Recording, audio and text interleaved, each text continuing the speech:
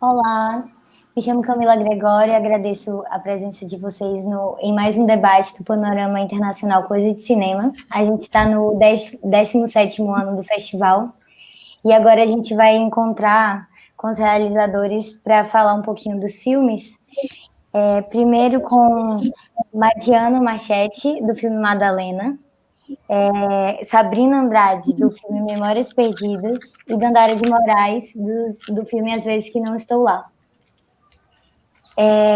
Eu queria também agradecer aos patrocinadores desse ano, o Instituto Flávio Albuquerque e o apoio financeiro do Estado da Bahia, através do Fundo de Cultura da Bahia, e pedir também que vocês se apresentassem um pouquinho, assim, uma apresentação breve, começando por Madiano, falando um pouquinho de si, de onde vem.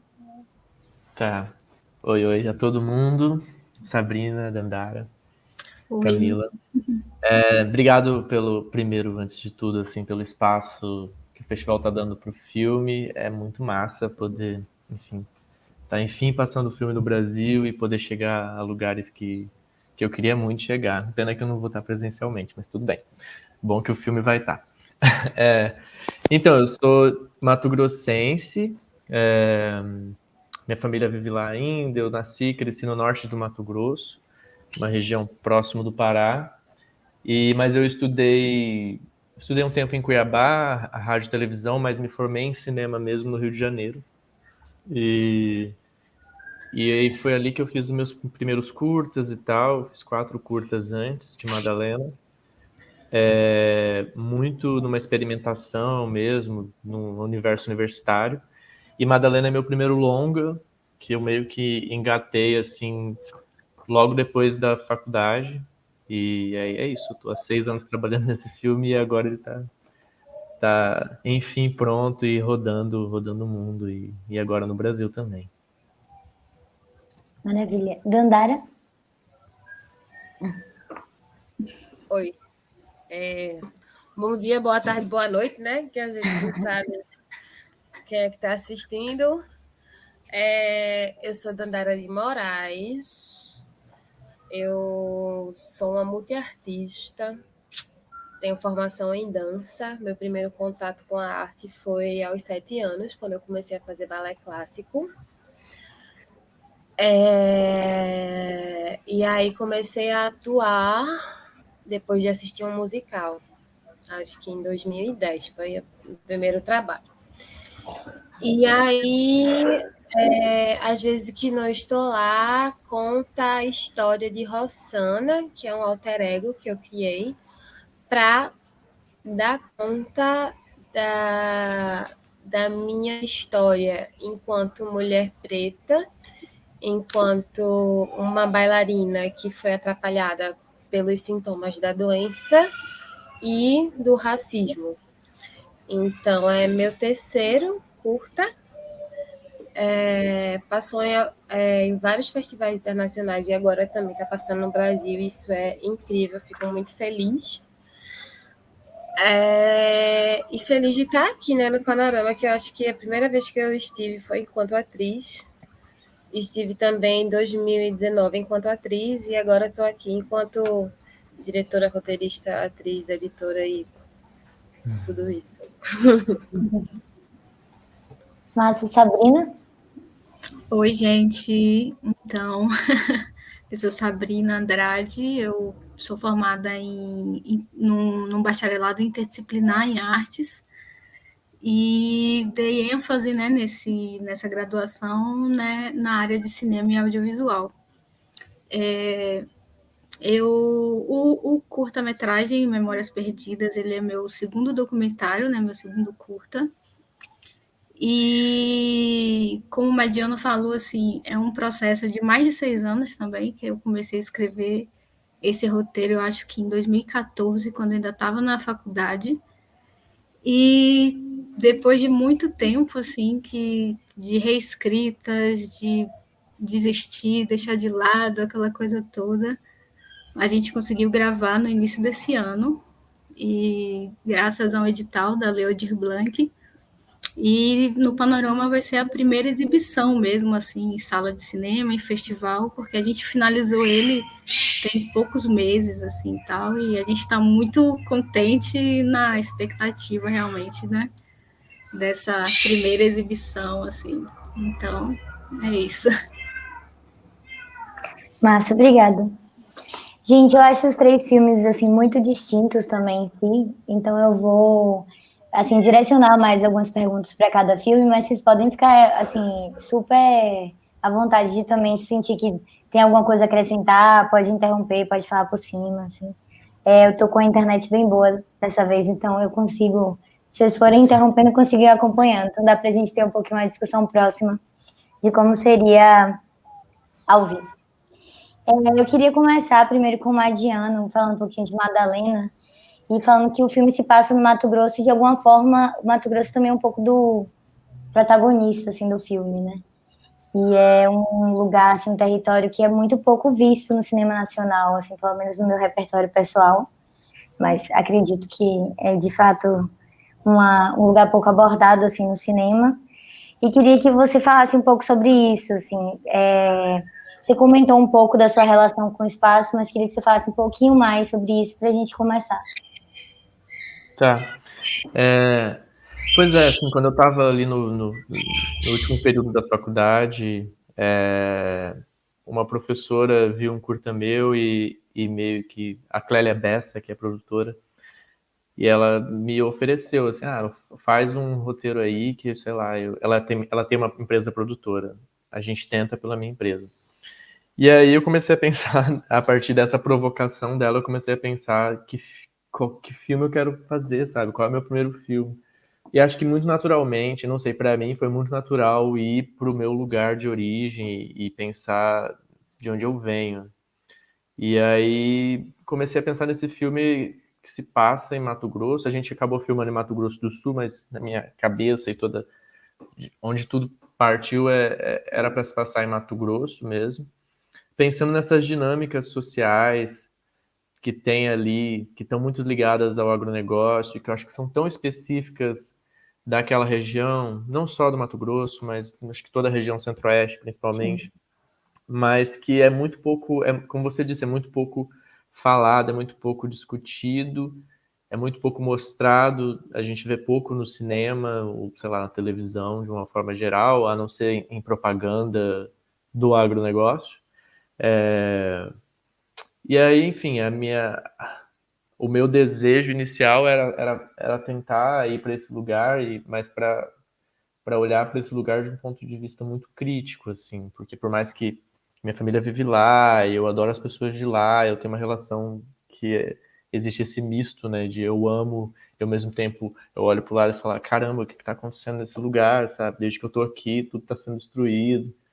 Então, é isso, eu queria contar uma história olhando para essas dinâmicas que tem ali, que são muito ligadas ao agronegócio, de um ponto de vista muito crítico. E aí, a partir dessa minha ideia inicial, é que nasceu toda a minha pesquisa e que cheguei nessa história que tem Madalena. E você pode falar um pouco assim dessa pesquisa e dessa história e como surgiu, como a história se transformou nessa história, assim, né? Também como abordar de alguma forma, né? A questão da transexualidade, assim, enfim. Pois o filme tem envolvido no roteiro 5 pessoas, na verdade, são 4 roteiristas e uma argumentista, o que é uma loucura, mas é isso, meu primeiro filme, então eu envolvi muita gente, muitos amigos e tal. E em algum momento a gente pesquisando, eu me sentia muito confortável para falar daquele lugar, porque eu conheço as dinâmicas, eu sei como funciona essa coisa das plantações, a coisa do agronegócio. Eu sou muito familiarizado com isso, apesar da minha família não ter nada a ver com agronegócio, eles são músicos, eles têm uma banda de forró e tal, mas a cidade em si tudo move em torno do agronegócio, então não tem como você não se ligar nisso, sabe? Você conhece gente que trabalha, você passa na avenida principal da cidade, tem um monte de trator exposto, esse tipo de coisa. E aí, durante a pesquisa, eu queria também comecei a chegar nesse lugar de querer falar também sobre esse lugar que é muito interno, de você não se sentir completamente parte de um lugar. Porque a gente sabe que os interiores são bastante conservador no Brasil, mas o interior do Mato Grosso, em específico, eu achava bastante conservador. E para mim, como uma pessoa, como um homem gay, era muito difícil, assim, crescer nesse lugar e não poder, sei lá, expressar minha sexualidade para minha família, para o meu círculo de amizade, era tudo muito escondido, tudo muito... Agora as coisas estão diferentes, assim, ainda bem, mas eu vivi lá até os 17, 18 anos. Eu tenho 32, então era um momento em que ainda não era tão fácil, assim. E aí eu só fui expressar mesmo, viver minha sexualidade quando eu saí de lá, fui para Cuiabá. E eu queria falar disso, desse lugar, de não se sentir completamente parte. Mas aí durante a pesquisa, assim, pensando nesse espectro, né, se a gente for pensar no espectro de violência, de opressão, que não é legal ficar hierarquizando, mas assim, não tem como não pensar nesse tipo de coisa, me parecia muito claro que eu tava querendo falar sobre os impactos de uma dinâmica social opressora ligada ao agronegócio e essas dinâmicas conservadoras ali. O impacto maior para mim é a morte, né? E as pessoas que morrem, que são assassinadas no Brasil por conta de violência, preconceito, transfobia, são as pessoas trans. Pensando, né, no mundo, na comunidade LGBT. Então, por isso da escolha de ter uma personagem trans para guiar essa história. Porque é isso, eu pensava nesse impacto maior. Qual é o impacto maior? Em último caso, né, é a morte. Só que aí é uma loucura, é um desafio, porque eu não sou uma pessoa trans, apesar de ter amigos e amigas trans, assim, não é meu universo, então foi uma coisa muito arriscada, que eu pensei muitas vezes antes de entrar, mas acho que eu fui me cercando de pessoas ao longo do processo, que foram entrando na equipe e tudo, pessoas trans principalmente, que foram ajudando muito a criar esse olhar que o filme tem para as personagens trans. Márcia, você comentou um pouco dessa pesquisa, né, também. Essas pessoas trans também estavam envolvidas na pesquisa. Essa pesquisa durou também esse período, você falou mais, acho que 6 anos, não é? Você podia contar assim, pra gente um pouco dessa A experiência? escrita do Assim? roteiro foram 3 anos, mais ou menos. Nossa. Sim, teve a Helena Vieira, que é uma escritora, ela é maravilhosa, e ela deu consultoria de roteiro. Então ela estava muito presente nesse momento do roteiro, então escrevia, levava para ela, a gente conversava, ela abriu muitas portas assim de lugares que eu não estava enxergando durante o processo por ser um homem cis, assim.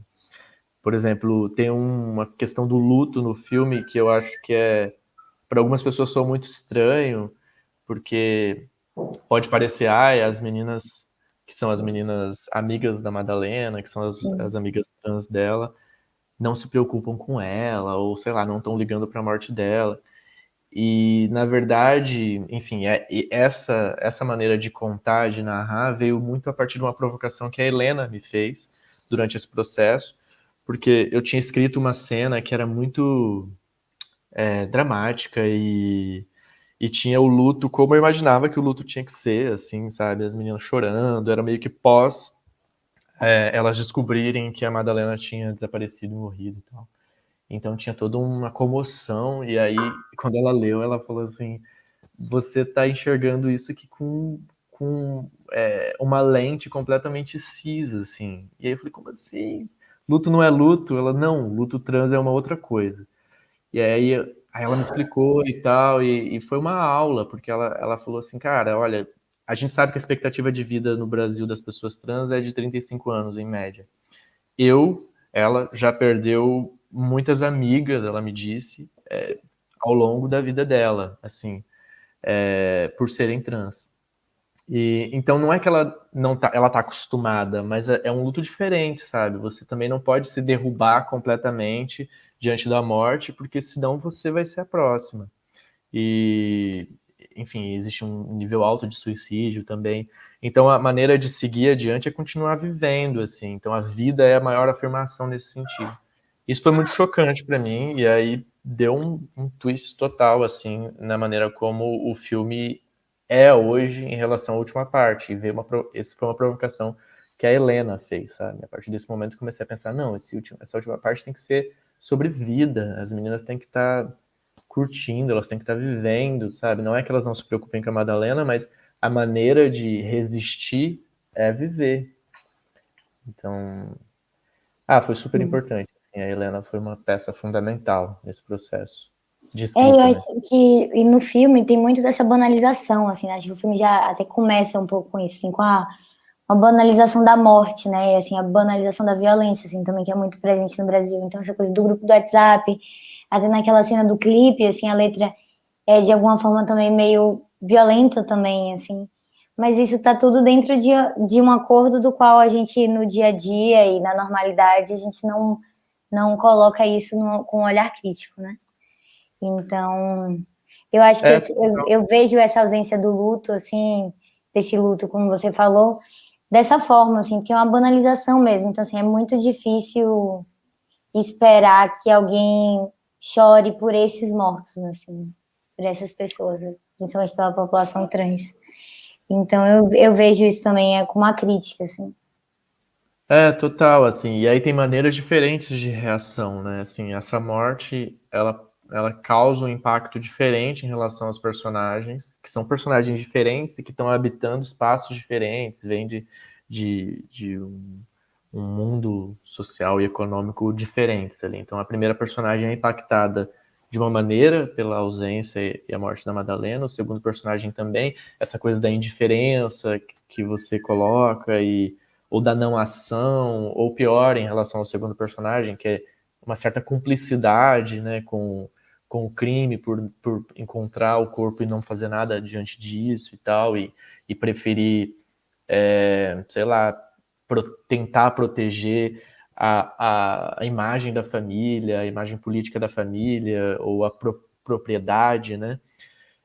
E, por outro lado, o impacto em relação às meninas é diferente também. Não é que elas sintam indiferença, mas elas já enlutaram a Madalena de uma outra forma, assim, sabe?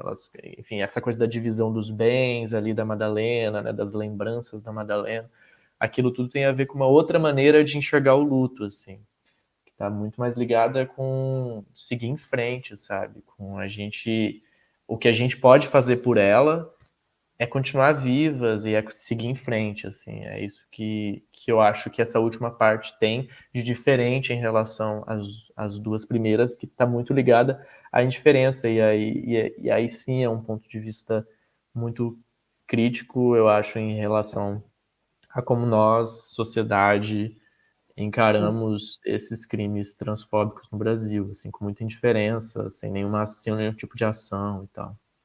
Com a banalidade, né? Com a banalidade, exatamente. Eu vou passar um pouquinho a bola para as meninas, começando por Dandara.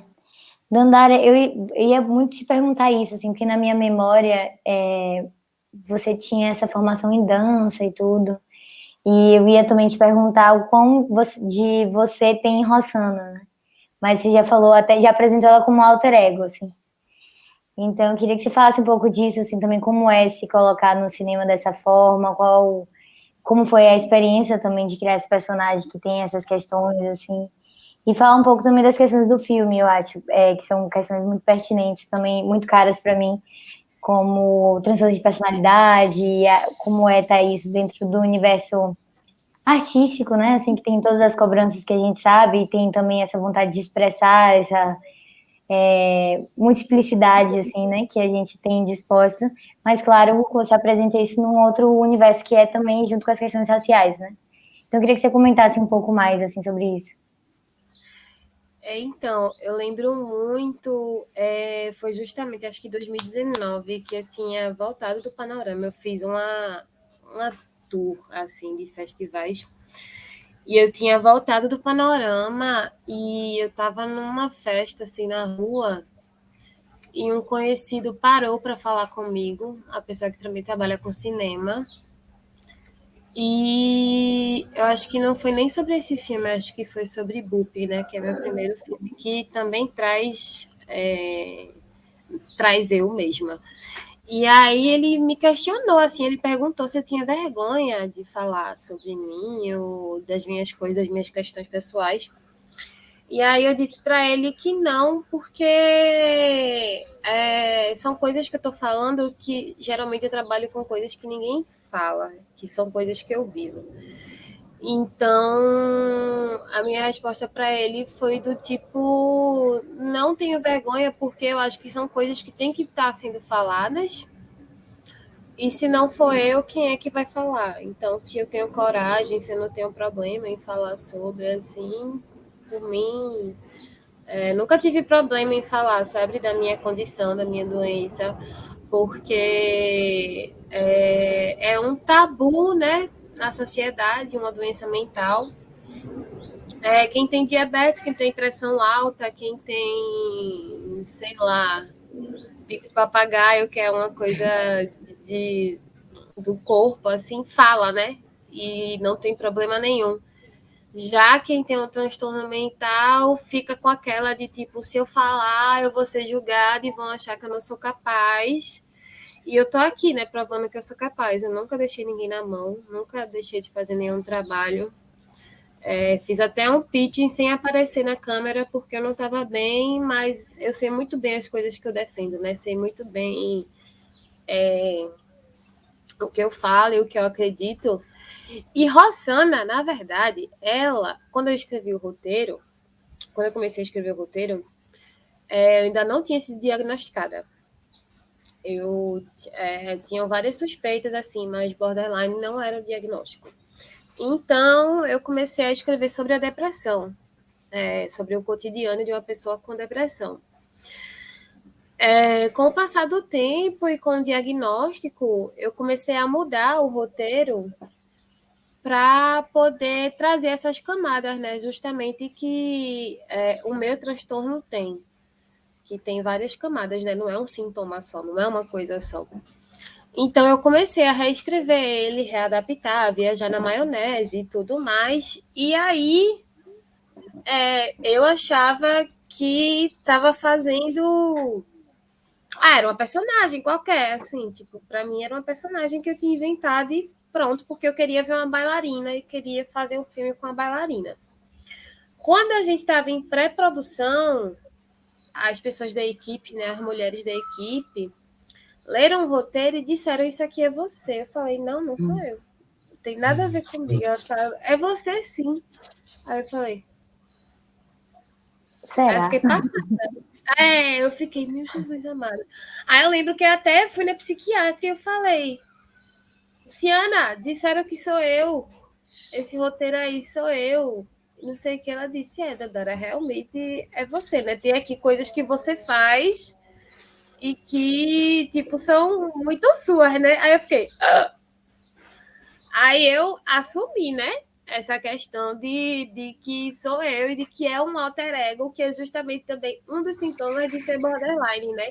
Que você tem vários comportamentos. Na verdade, não é que nem esquizofrenia. Esquizofrenia, a pessoa realmente ela assume outra personalidade. Ela vira outra pessoa.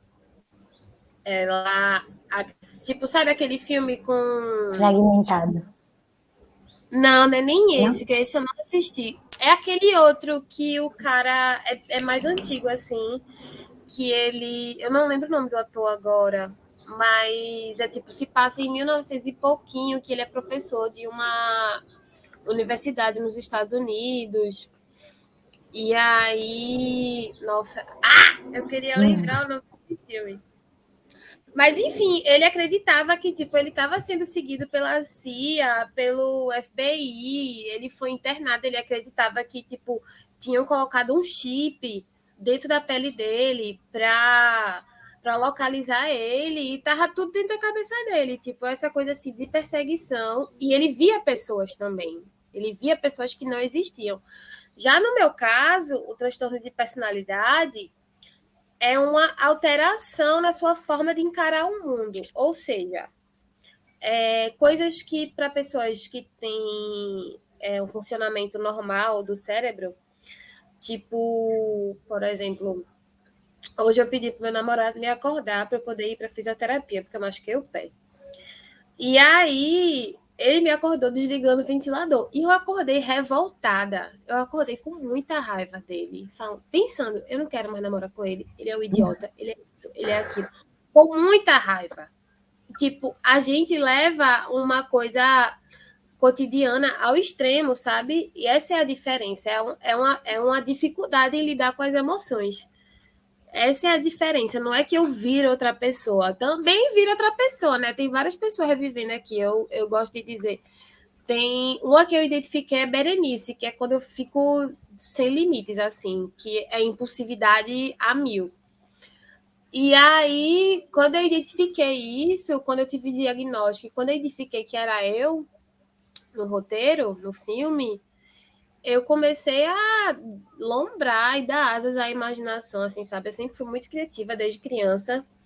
Então, eu sempre prezo, assim, eu quero muito que a pessoa que esteja assistindo, ela sinta um pouco do que é ter o que eu estou falando. Se eu estou falando de ansiedade, eu queria que ela sentisse um pouco do que é ansiedade. Se eu estou falando de depressão, eu quero que ela sinta um pouco do que é ter, sabe? Então, eu fui meio que fazendo um quebra-cabeça, assim. Eu tenho uma pilha de cadernos que eu escrevo desde a adolescência. Então, eu fui buscando dentro desses cadernos também coisas que eu tinha escrito que eu poderia colocar no filme, que poderia causar essa sensação. E eu fui procurando também coisas que a gente vive no nosso cotidiano que causam um certo desconforto. Então, foi justamente buscando essas ferramentas assim para tentar fazer com que a pessoa que está assistindo entenda, porque é também um documento, né? Eu lembro assim, o único filme que eu vi que traz essa questão borderline é Garota Interrompida. Só que borderline se mostra de muitas formas. Então, ela é de um jeito, eu sou de outro jeito, a menina que eu conheço é de outro jeito. Então, a gente tem que vir trazendo, né, nossas experiências. E aí, sempre que eu fico assim, com vergonha ou com alguma coisa, eu lembro que tem pessoas doentes e que não têm vergonha da doença delas, sabe? Tem pessoas com hipertensão, o Alzheimer, né? Que é uma doença que também atinge o intelecto da pessoa, o cérebro da pessoa, o comportamento dela, e é discutido super normalmente. Então, se eu tenho a coragem, se eu tenho os artifícios, por que não fazer? E aí eu trouxe fatos do cotidiano, assim, tipo pesadelos que eu tenho, situações racistas que eu passei. O médico, ele é um médico que eu adoraria ter, que não existe no mundo, mas é um médico que eu queria ter, sabe? Então, fui meio que trazendo isso e, sei lá, é um autorretrato, né? Querendo ou não, é um autorretrato. E eu tô feliz com isso, eu não tenho problema nenhum. Eu adorei isso no filme, assim. Primeiro porque eu acho que é muito acessível para a gente se identificar também, assim, sabe? Para o espectador se identificar. E mostra, assim, um pouco dessa coisa do cotidiano, a presença dos amigos, a questão do trabalho, a questão da dança, a dificuldade de existir dentro desses espaços, dentro da circulação desses espaços. Não só, tipo, eu gosto muito dessa sensação, assim, da saída de um para o outro, como isso deixa a pessoa exausta, assim, como você realmente tem que combater, assim, os seus limites e os seus próprios desafios, assim, você está o tempo inteiro fazendo uma grande manutenção para entre aquela coisa que está ali borbulhando e efervescendo, dê certo para você fazer o mínimo, assim, que é aproveitar a situação presente. Eu gosto muito disso que você também traz no filme, dessa sensação, dessa tentativa de passar para o espectador qual é o sentimento que você sente, ou qual é a sensação para quem está. E até uma coisa muito que é comum, assim, né, quando a gente conversa com pessoas que têm transtornos mentais, assim, a gente sempre pergunta, mas como é para você e tal, assim, né? E tem essa sensação, tem esse gesto no seu filme de demonstrar. Mas o que eu acho que é mais especial, assim, no filme, e o que acho, com certeza, diferencia ele de muitos outros, essa questão dessa passagem de, tipo, não isolar isso do racismo que você passa, assim, sabe? Colocar isso como uma presença. Geralmente é sempre colocado como dois mundos diferentes, assim, né? E poucas vezes é abordado no cinema a complexidade de se viver as duas coisas, né? E do racismo como um gatilho também. Inclusive, me disseram que eu não podia fazer um filme falando sobre dança, borderline e racismo. Aí eu falei, é o quê? Posso sim. E aí eu fiz, e tipo, essa quebra que tem, né, essa manutenção que você fala, né, o esforço de fazer uma manutenção, o momento de estar com um amigo, o momento de estar só. Justamente, eu não queria mostrar os momentos agressivos, sabe? Que é um transtorno que traz também muita agressividade. Se você for botar na internet, mostra que tem muita agressividade com os outros. Mas eu já não tenho essa agressividade com os outros, eu tenho agressividade comigo mesma, né? De automutilação, de puxar o cabelo, de se jogar no chão. Então, eu não queria trazer isso nesse filme, porque eu acho que não precisa disso nesse momento, sabe? Eu acho que tem que ser mostrado também como é que funciona um surto, como é que acontece um surto, porque as pessoas têm que entender que um surto não é tipo você ir pra balada e tá todo mundo lá e você, ai, surtei porque vi fulaninha, ai, surtei porque vi não sei o que lá. Não é, entendeu? Um surto é isso aqui. E, tipo, vai chegar o momento em que eu vou mostrar como é que é. Mas nesse momento eu queria trazer uma imagem que não fosse sofrimento, sabe? Que tem um sofrimento ali, obviamente tem um sofrimento ali. Mas não é aquela coisa explícita, né? Que é sempre guardada pra gente, pessoas pretas. E eu ouvi muitas reclamações assim, dizendo que não era para ser daquele jeito, que não era para ser daquele jeito. E eu falei, é para ser sim, porque tem que ser. As pessoas dizem que não entendem também, às vezes, muito rápido o negócio. É para não entender também, sabe? Porque às vezes nem eu entendo o que está passando pela minha cabeça. Então, e tem pesquisas também, né? Eu estudei para fazer, porque eu sei do meu caso, mas eu também fui buscar outras coisas, né? Pesquisas de saúde, assim, da organização. Ah, esqueci qual é o nome. Mas, enfim, eu fui buscar e as taxas são maiores entre a população preta. Não é, tipo, não inventei isso, sabe? Não é que só eu que sofro com racismo e aí só eu que me fodo. Não. A população preta e indígena também, né? Isso quando é contabilizado, quando é registrado, quando não é registrado. E a gente tem uma diferença absurda, assim, entre. E a gente tem estudos que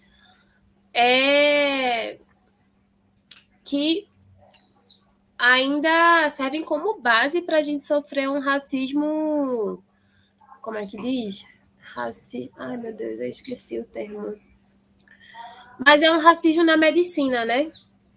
Um racismo na medicina, que também tem a ver com violência psiquiátrica, que são várias coisas que eu já sofri. Por exemplo, eu tô com o tornozelo machucado, eu tô indo para fisioterapia, e tem uma galega lá que não me dá atenção. Que ela, tipo, simplesmente... Ou então, hoje, quando eu fui, tinham duas mulheres mais velhas, e aí eu tava lá, sentadinha na maca, e elas ficaram olhando para mim como se eu fosse fazer alguma coisa ali. Tipo, como se meu lugar não fosse ali. Quando você é uma pessoa preta, você já sabe o que é esse olhar. Então, elas ficaram olhando assim. E aí, quando eu comecei a mandar um áudio no celular, ela virou assim e ficou olhando para mim. Aí eu fiquei. Enfim. E aí você tem que lidar com tudo isso, né? Fazer o quê? Eu acho que uma das coisas que você falou que me chamou muita atenção também é isso de essas imagens, né, desse lado negativo, como você citou, puxar cabelo, ou, não me lembro agora as outras coisas que você falou, mas essas imagens do excesso, da loucura, como esse lugar da autodestruição, da destruição do outro, da destruição do bem físico, etc. Também a gente já tem no nosso imaginário, né? Tá no imaginário das pessoas, assim, quando você pensa a loucura, a gente pensa uma pessoa quebrando tudo na casa, menos do que a gente pensa uma pessoa tendo dificuldade para fazer um sanduíche para comer, ou para tomar banho, ou para atender o telefone, para pedir ajuda, que são coisas que são tão difíceis quanto. Então, eu acho que também seu filme trabalha muito bem, assim, de usar esse repertório que já existe na nossa cabeça sobre a loucura, né? Na sua ampla e vasta utilização, assim, do termo. Mas eu acho que trabalha muito bem isso. E acho, assim, eu realmente elogio muito com a questão racial. Eu já fiz parte de grupos de pessoas, de rodas de conversa, etc., para discutir neuroatipicidade, assim, vamos dizer, né? As pessoas neuroatípicas. E muitas pessoas negras relatam que era muito difícil para elas reconhecer a depressão, a ansiedade ou principalmente transtornos mentais, porque eram muito vistos pelas outras pessoas, pela população, etc., como uma coisa branca, assim, de procurar o médico, de ir ao psicólogo, de procurar ajuda, que era como se fosse assim, um privilégio dos brancos, e não como uma necessidade de, como você falou, a pessoa que tem diabetes precisa de insulina, a pessoa que tem transtorno mental precisa de um psiquiatra, precisa de algum atendimento médico, mas que existe esse distanciamento, assim, e muito estratégico também, né? Porque a nossa sociedade, de alguma forma, também enlouquece a gente, com todos os seus preconceitos setorializados, né? E com a questão racial não seria diferente. E depois tira o acesso que a gente poderia ter e deveria ter a esse tipo de auxílio e ajuda, né? Então, eu acho que é muito legal que você coloca esses dois temas juntos e principalmente como você personaliza eles, assim, com você. Acho que o filme ganha muito. E eu justamente estava falando sobre isso com uma colega que ela é indígena, ela dizendo que depende do SUS. Eu não dependo do SUS, graças a papai e mamãe que se fuderam na vida, são concursados, eu tenho um plano de saúde. E mesmo tendo plano de saúde, eu já sofri diversas violências, né? Tipo, psiquiatra e psicóloga, eles esperam você estar assim no limiar de se matar ou de alguma coisa para realmente eles tomarem uma atitude e interferirem na sua vida, porque às vezes você não consegue nem pensar o que você quer. Tipo, você tá lá deitado e você não consegue nem pensar o que você quer. E aí ela estava falando que ela depende do SUS, e eu conheço várias pessoas que dependem do SUS. E assim, o SUS não tá nem aí para essas pessoas. E além de não ter, né, atendimento, existe também a questão de minimizar o sofrimento dessas pessoas. Tipo, a gente sente que é frescura, né, que é coisa de gente branca. Muita gente sente isso. E como também se relativiza o sofrimento das pessoas. Tipo, teve um caso bem recente, assim, que eu não lembro mais ou menos onde foi, acho que foi em Belém, no Pará, que um menino teve um surto psicótico, menino gay, preto, ele teve um surto, e aí ele saiu andando pela rua pelado, e as pessoas assistiram isso, filmaram ele se jogou no rio e ele morreu. E aí, se fosse um cara branco, todo mundo teria ido lá prestar ajuda, sabe? Porque já está no imaginário da população de que essas pessoas pretas, são tudo noiada, tudo doida, tudo cheiracola, sabe? Teve um dia que eu também eu fui pichar na rua. E aí eu levei uma carreira de um cara que estava noiado. E aí eu fiquei pedindo ajuda de todo mundo. E ninguém ajudou. Ninguém. Porque achava que eu era uma moradora de rua. E aí, só porque eu sou uma moradora de rua, eu não tenho direito à ajuda, sabe? Então, sei lá, eu acho que você traz... Cada debate que eu faço parte, assim, me faz pensar outras coisas, me faz pensar no que mais eu posso contribuir, porque eu sei que eu estou só no início. E não sei, que tem que ser visto mesmo, sabe? Tem que ser visto, tem que ser debatido, tem que ser estudado, porque é isso, né? A gente tem que entender que uma doença mental não é só se cortar e não é só surtar. é também você não conseguir falar, você se sentir sozinho, mas não querer ninguém com você. Você ter fome, mas você não consegue se levantar para comer. Ou você, enfim, diversos aspectos assim bem subjetivos que ninguém entende. As pessoas já acham que é simplesmente falta de vontade ou falta de espiritualidade, de religião também, e você fica assim. Mas é isso, né? A gente tem uma longa jornada aí pela frente nesse quesito, né? E que eu me orgulho, assim, de conseguir fazer parte dessa luta, sei lá. Eu diria luta, eu concordo. Né? Eu vou passar agora para Sabrina. Sabrina, eu queria que você falasse também um pouco sobre qual é a sua relação, assim, como surgiu a sua relação com o subúrbio ferroviário e como teve essa vontade de fazer esse filme. Contasse um pouquinho mais desses 6 anos aí que você falou que levou escrevendo. E a partir daí eu vou fazendo outras perguntas. Então, eu não nasci em Salvador, nem nasci na Bahia, né? Eu sou do interior do Rio. E assim, eu nunca tive um sentimento assim a cidade que eu morava parecia que não era meu lugar, sabe? Eu estava lá, mas eu sempre tive aquela vontade de me encontrar em outro local. E aí eu me mudei para Salvador, vim estudar e tal. E o primeiro lugar que eu vim morar foi em Piripiri, no subúrbio ferroviário. E foi ali, assim, né? Assim, eu acho que longe da gente romantizar todas as questões, né, de dificuldades e tudo mais que a gente tem nos subúrbios, né, nas periferias, mas foi naquele lugar que eu falei, pensei assim, é aqui, pronto, encontrei, né, era aquele lugar, assim, né. E fora, né, essa questão pessoal, assim, e juntando, né, essas outras questões que a gente sabe, né, que as periferias têm, o estigma, né, que as periferias têm, que os moradores das periferias, né, acabam também tendo por diversas questões, né, tanto por questões sociais, socioeconômicas, tanto por questões raciais também, né, que a gente não pode deixar de falar também. A ideia, né, de falar sobre esse território foi surgindo, né, mas não simplesmente falar sobre o território pensando nesse sentido, né?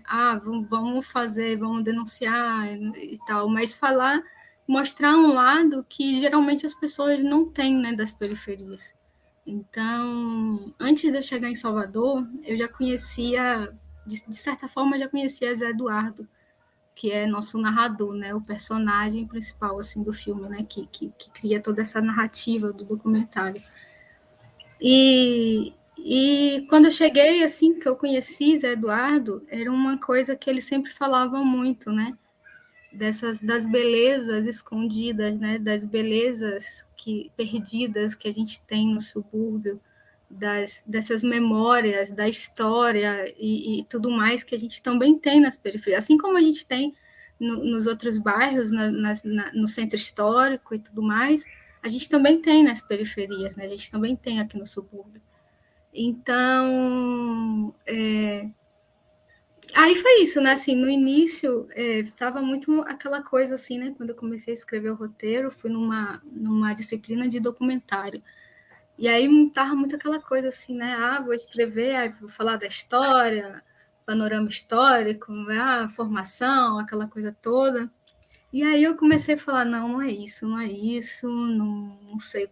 Só que eu não sabia ainda exatamente como que ia ser, né? O que eu queria, na verdade.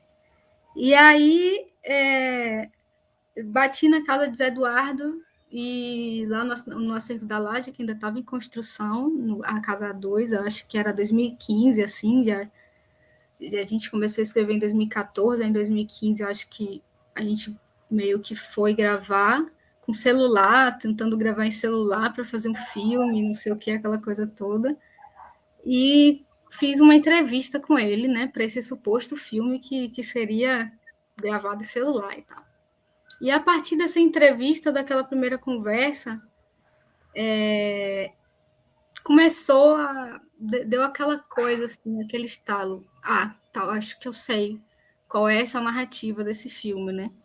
E aí eu meio que peguei como referência o Acervo da Laje, né, que foi fundado por José Eduardo, e reúne obras prioritariamente, né, reúne obras de artistas do subúrbio ferroviário.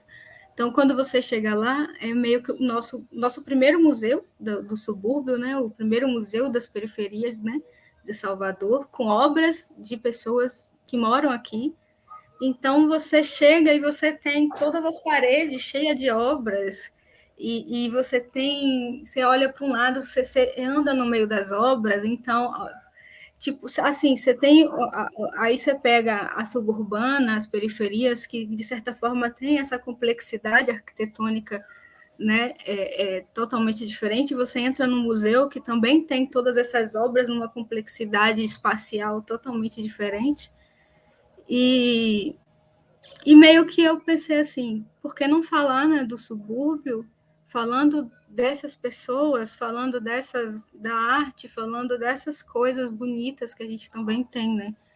Então, a partir disso, aí meio que eu tranquei a disciplina da faculdade, falei, não vou finalizar, eu estava no final do semestre e não tinha produto para apresentar, porque eu já não queria mais apresentar o que eu estava fazendo, desesperada, e guardei aquele roteiro. E aí, depois de um tempo, eu peguei e comecei a escrever, pensar nele de novo a partir, né, dessas novas ideias e tudo mais. E assim, ao longo desses vários anos assim de reescritas e tudo mais,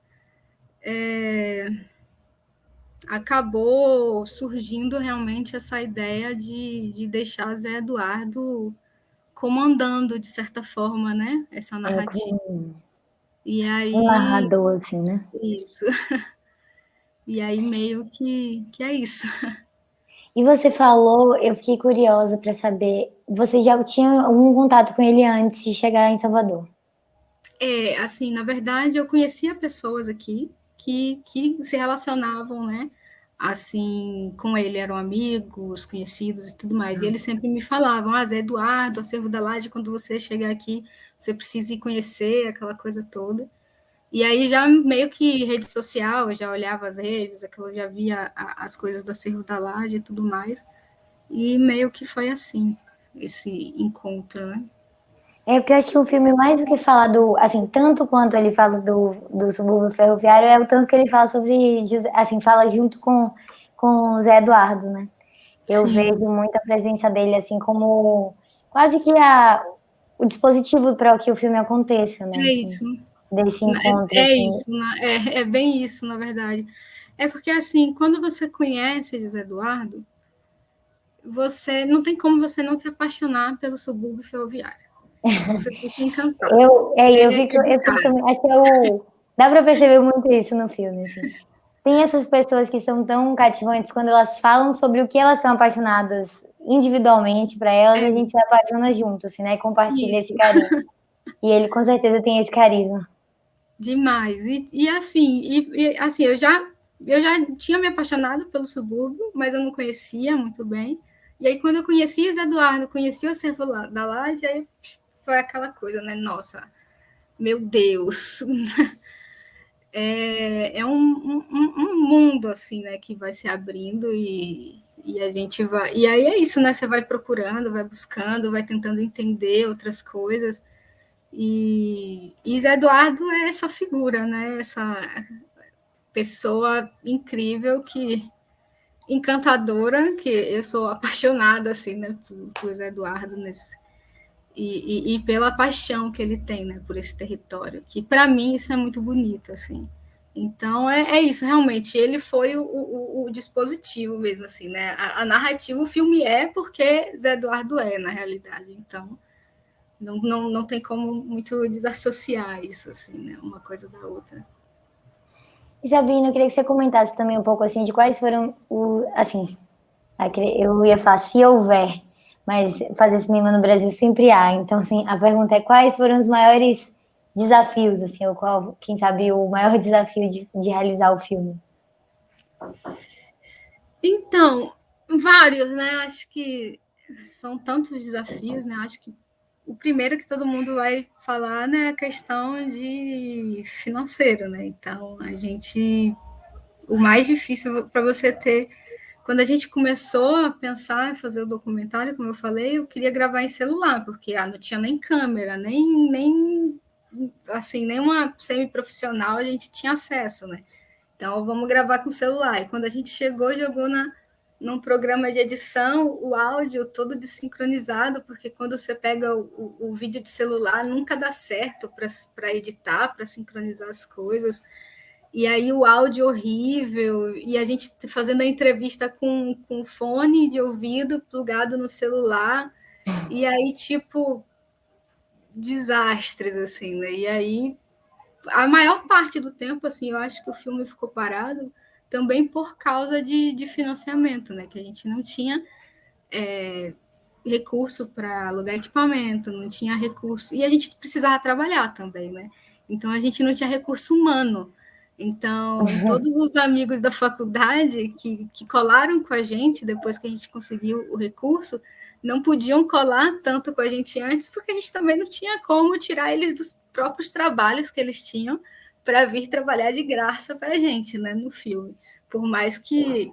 E ainda era aquela coisa, né? Quando a gente estava fazendo faculdade, todo mundo pensando, será que um dia a gente vai conseguir fazer uma produção juntos, uma produção com recurso, aquela coisa toda.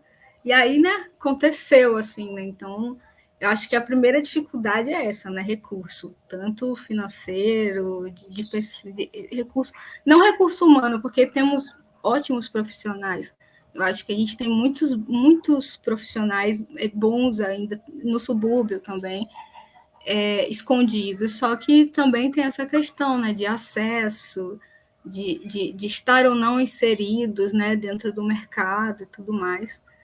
E, e é isso. E as outras dificuldades, basicamente, né, eu acho que as coisas da vida mesmo, né, que a gente que acaba vivendo na periferia também tem, né? Então a gente tem muito pouco tempo, porque a gente precisa trabalhar e correr atrás de várias coisas, e terminando faculdade, começando outra, e aquela coisa toda. Então, eu acho que querendo ou não, resume-se a recursos financeiros, no final das contas, novamente, né? Então, é isso, né?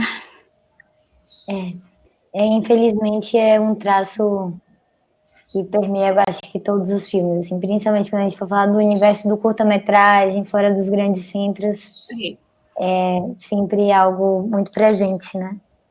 Que não falta disposição, né? Mas falta a disponibilidade, assim, eu diria, né? É sempre uma questão. É basicamente isso. Gente, a gente está se aproximando do limite do nosso debate. Eu queria saber se vocês têm algumas considerações finais, assim. A gente ainda tem tempo, se vocês quiserem puxar alguma questão, fazerem perguntas uns para os outros. Eu queria perguntar para a Sabrina sobre o processo. Você comentou que vocês filmaram fizeram uma pré-filmagem com o celular e tal. O que tem no filme hoje, vocês chegaram a usar, não usar, mas a tentar refazer coisas que vocês fizeram com o celular? Como é que foi esse processo de fazer antes? Porque eu fico pensando na espontaneidade das coisas também. E me Sim. parece que o Zé Eduardo traz isso, enfim, nas cenas que estão, pelo menos. Assim, é esse guia que vai levando a gente para cá e para lá e dando o ponto de vista dele, ajudando a gente a enxergar as coisas a partir do ponto de vista dele. E aí, enfim, queria entender mais isso, assim, como é que foi esses dois momentos, sabe? E o que se modificou também, porque eu fico imaginando você filmar com o celular e descobrindo muita coisa, depois você vir com um equipamento melhor e tal. O que você refez ou pensou em fazer melhor depois dessa primeira ida, né? Massa. Então, inicialmente a gente pensou muito em pegar várias pessoas e fazer entrevistas, né? Então, meio que pegando, assim, pedi a pessoas que eu conhecia, que para mim eram referências, né? Referências de pessoas que, de moradores, de pessoas que conheciam, de certa forma, o local, de pessoas que tinham também um sentimento pelo território, então a gente fez algumas entrevistas. E o que eu tinha mais medo, na época, por isso que eu corri para fazer essas primeiras filmagens com celular, é que a gente tem o subúrbio ferroviário de Salvador, chama subúrbio ferroviário de Salvador por causa da linha férrea, né? Da linha do trem que tem aqui, e que foi desativada esse ano. E, só que desde o início que a gente começou a criar esse roteiro, a filmar, já tinha esse burburinho dessa desativação do trem. Então eu sempre tinha esse sentimento de que eu não vou conseguir ter imagens do trem no filme. Eu não vou pegar o trem, o meu filme vai ser o subúrbio ferroviário de Salvador, mas sem o trem de Salvador, e agora? E aí o meu desespero um pouco era esse também, sabe? De correr e de filmar esse trem, porque eu acho que para além de discussões que a gente tem hoje com essa desativação que impacta a vida de muitas pessoas, porque por questões a tarifa do trem era muito barata, 50 centavos, né, em comparação a uma tarifa de ônibus que é 4,10, 4,20.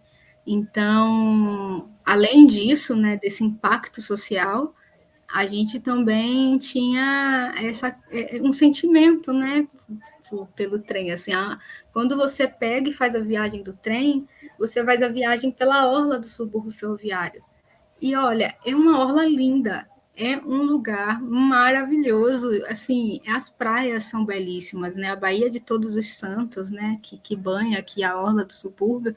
Então você faz uma viagem pelo trem com essa vista e aquela coisa, então eu tinha isso na minha memória, essa imagem, e eu ficava assim, gente, eu não quero perder essa memória, né? Era uma memória muito bonita para mim também, assim. Então era um apego memorial, uma coisa assim que eu tinha, que eu queria filmar, assim, queria correr e filmar e tal.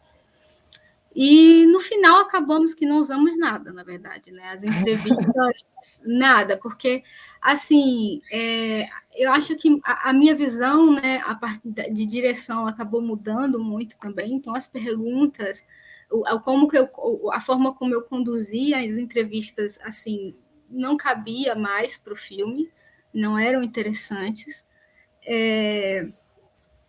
E a própria narrativa, assim, que quando o que mudou assim, o que mudou realmente esse roteiro foi quando eu decidi que, além de Zé Eduardo conduzindo ele, teria um outro amigo meu que também era daqui do subúrbio ferroviário, e Skank, que ele era grafiteiro e pichador, e ele foi assassinado em 2020.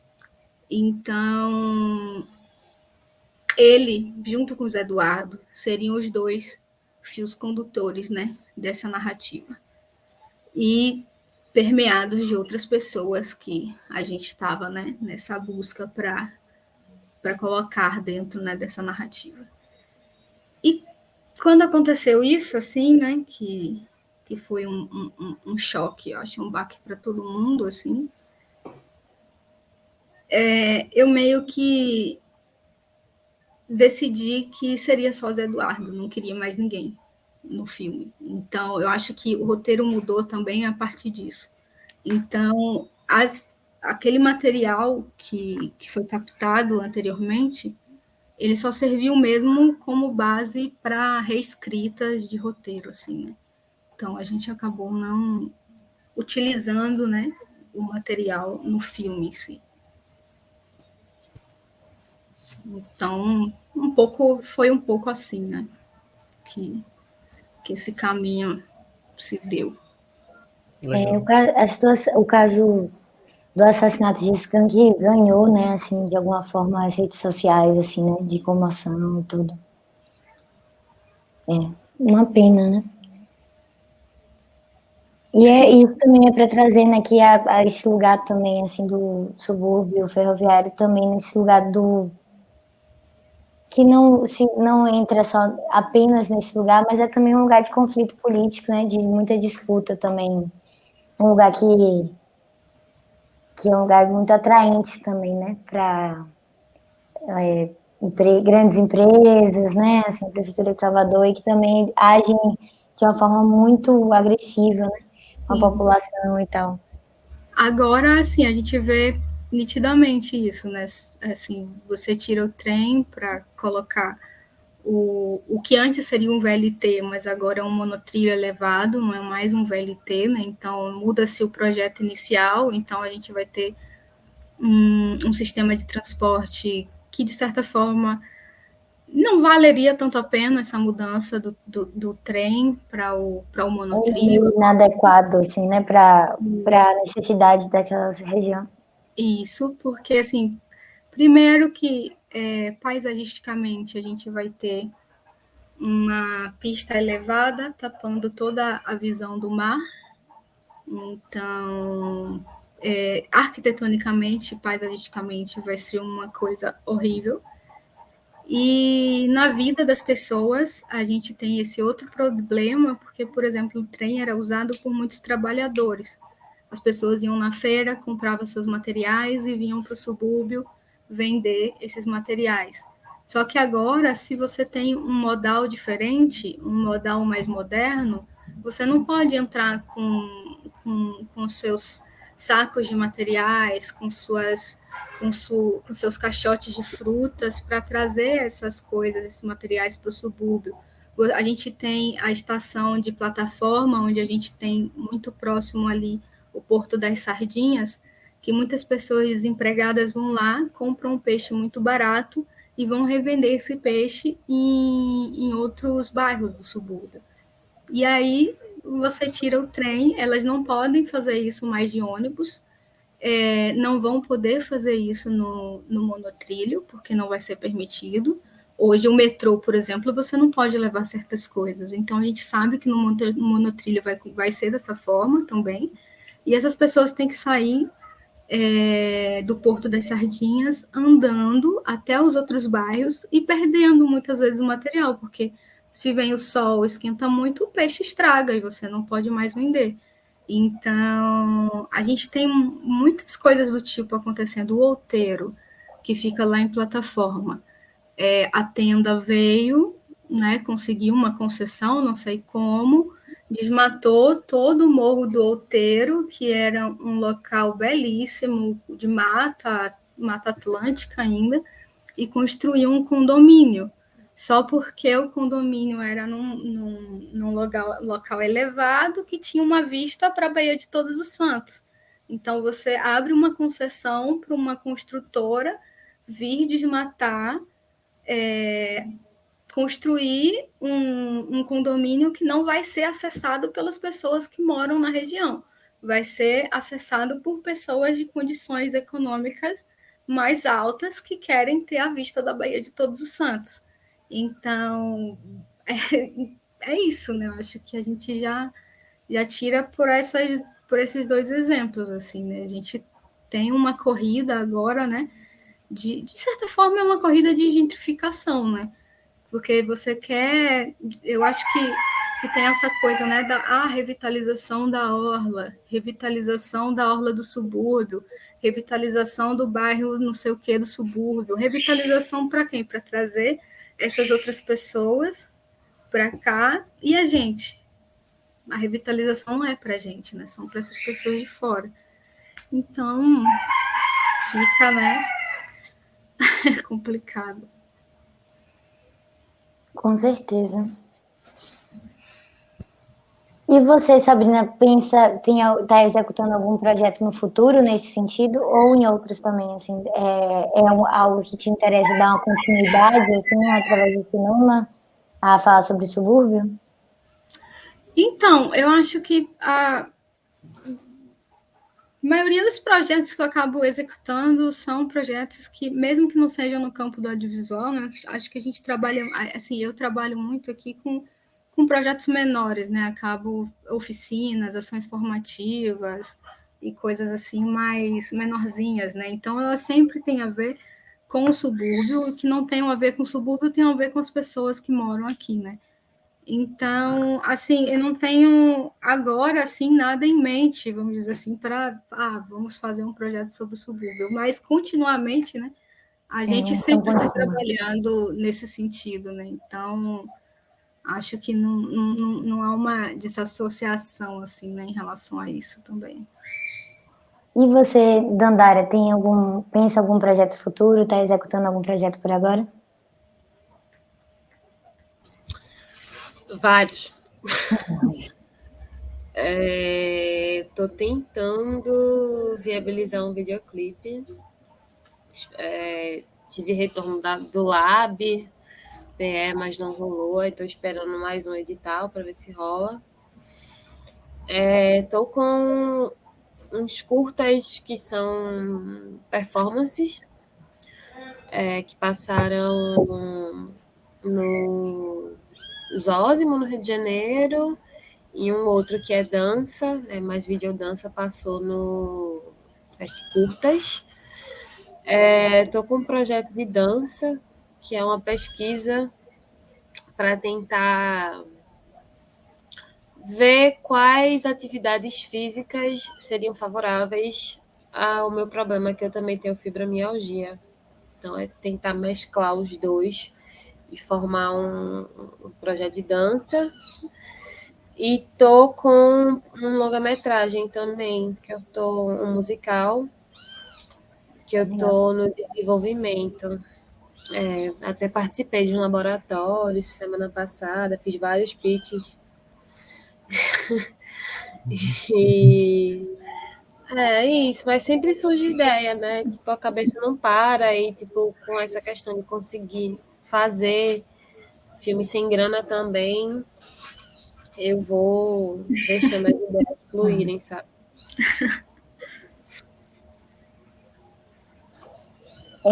Que bom. E você, Madiana? Eu estou trabalhando no roteiro de um próximo longa, também se passa em Mato Grosso, e é um filme mais onírico que Madalena, e que tem muito do... Enfim, Madalena se foca muito no agronegócio e tal. Esse outro filme eu estou indo mais por uma investigação relacionada ao garimpo, o garimpo ilegal, no norte de Mato Grosso. Assim. Então é um filme que se passa no norte de Mato Grosso, tem como, enfim, essa atmosfera e um contexto social ligado ao garimpo, e uma personagem que guia a gente pelo filme, mas de um ponto de vista muito onírico, assim. Então, enfim, é uma viagem, estou no processo de escrita ainda, de tratamentos, e tentando entender como financiar esse filme também. Esse é o momento do projeto, né? Esse momento de desenvolvimento. Assim. Sim. Mais louco para filmar. Bom, gente, foi um prazer enorme a gente ter tido essa conversa. Adorei ter essa troca com vocês, saber mais um pouco de todos os projetos e ter essa visão mais próxima de projetos que falam também de coisas tão íntimas, né? Eu queria até falar desculpa te interromper, Camila, com Mediana e com Dandara, que assim, quando eu assisti os filmes, acho que muito além do gostar ou não gostar, né, de filme, ou não gostar da produção, eu acho que chega um momento nas duas produções que dá aquela coisa assim, sabe? O de Madiano dá aquele vazio, aquela coisa, né? Dá uma angústia. E o de Dandara, eu acho que me trouxe muita revolta, assim, em alguns momentos, porque eu acho que eu vejo uma pessoa da família que passa por esses processos, né, de racismo e de possíveis transtornos mentais, que a gente acaba, né, todo mundo vai escondendo e as pessoas vão escondendo, e pessoas de mais idade, aquilo não existe, então, só que você percebe o sentimento, né, você percebe o sofrimento das pessoas, então são dois filmes que que eu acho que, para mim, assim, foi muito importante, assim, assistir. Eu estou muito feliz que estejam na mesma sessão que o Memórias, assim, porque são filmes que realmente eu acho que dizem muito, mesmo que não tenha uma relação, né, de temática e tudo mais, mas que mexem muito com todos esses sentimentos, né, de revolta e de angústias e de sofrimentos que, querendo ou não, todo mundo, né, vai passando, assim. É isso. Que massa. Ai, que bom e que ruim que você se identificou, né? Mas Estava pensando isso também. ao menos isso, né? Porque Acho que os filmes também são Tipo isso, né? Você fica, poxa, que bom, mas que pena, mas que bom. Mas é bom no sentido de aquilo estar reverberando, de certa forma, para outras pessoas também. Sim, é muito porque importante. É algo que me incomoda muito. E de certa forma, a gente não tem o que fazer, às vezes, sabe? Não tem capacidade de mudar. Então, sim, o quanto mais isso... Acho que é uma forma, né, de não que a arte seja isso, né? Mas se a arte pode ser também isso, né? Essas formas de denúncia, de protestos e tudo mais, que seja e que alcancem, né, as pessoas e, com certeza. Enfim, é isso. Obrigada. Eu acho que assim, o que os filmes talvez possam ter em comum é exatamente esse estado de espírito que a gente está vivendo agora também, assim. Hashtag revoltados. Hashtag revoltados. Tem uma desesperança, assim, né? É tipo isso. Vocês têm mais algum adendo? Algum comentário? Alguma... Eu acho que para mim assim foi o debate, o bate-papo mais interessante, assim, que foi em camadas que não tinha ido até agora, sabe? E também, tipo, dessa questão de, por mais que os filmes não sejam da mesma temática, trazerem esse sentimento de angústia, de tipo, olha o que está sendo feito e ninguém faz nada. E eu acredito que a arte tem esse poder não sei, de mudar, mas de que, tipo, pelo menos conscientizar, eu acho que tem, sabe? E eu acho que é aí que a gente se agarra e não deixa de fazer, porque se a gente deixar de fazer, vai ser pior do que já tá. Com certeza. Com certeza. Eu concordo muito, assim, com alguns posicionamentos que vocês falaram. Eu, pessoalmente, sou apaixonada por todos os filmes. Eu acompanhei mais perto desse ano a seleção dos curtas e quando eu vi Madalena foi assim, uma surpresa super agradável. Assim, eu fiquei apaixonada pelo filme, especialmente assim, por esse. Acho que os 3 filmes acho que também me tocam assim nesse lugar muito de direções muito precisas, assim, sabe? Direções que sabem muito o que querem, assim, e muito autorais. É legal também estar conhecendo o rosto assim de vocês todos agora e o repertório de cada um e se aproximar um pouco da história de cada um para dar um pouco que acrescenta, né? Assim, eu vejo um pouco dos filmes em todos vocês, assim. Eu adorei também o nosso bate-papo. Foi um prazer enorme, assim, também receber vocês. Eu e todo mundo do Panorama, com certeza, agradecemos a disposição de vocês de estar aqui. E a gente espera que, com certeza, em um momento mais próximo, eu espero, e com certeza mais propício, a gente se encontre ao vivo e esteja dentro da sala de cinema e possa conversar e ter debates ao vivo. Necessário. Necessário. Isso. Agradeço demais, gente. Um prazer enorme. Obrigado, gente. Obrigada. Tchau, tchau.